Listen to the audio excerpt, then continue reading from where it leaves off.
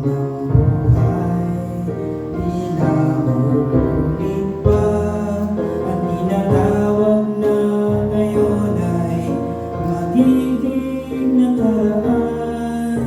Kaya bigyang halaga ang bawat pagbangon, gawing makabuluhan ang ating nakabuo.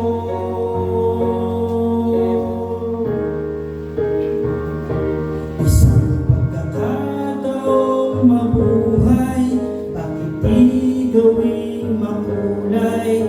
Sa Panginoon niyalay, huwag nang maghintay, pagkat hindi natin alam kung mayroon pang bukang liwayway.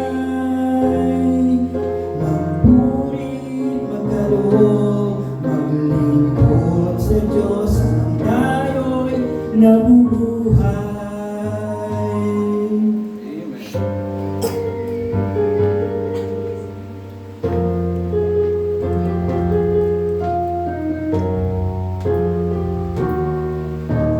May mga bagay sa mundong ito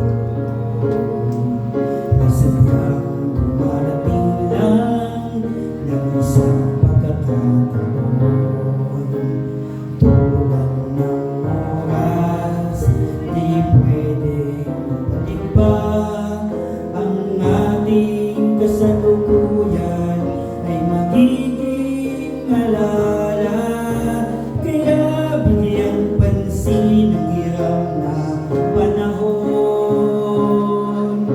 tungkol sa mga bagay na di maglaho.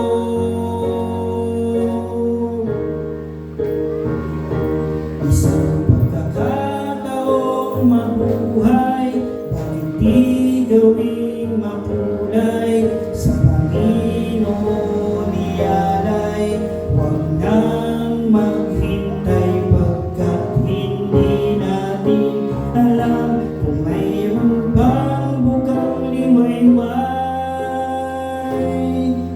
Magpuri, magkaloob, maglingkod sa Diyos, tayo'y nabubuhay. Isang pagkakataong mabuhay, di gawing makulay.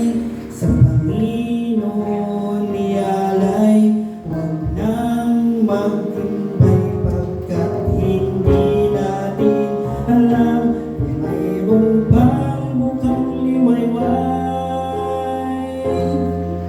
Magpurit, magkaloob, maglingkod sa Diyos.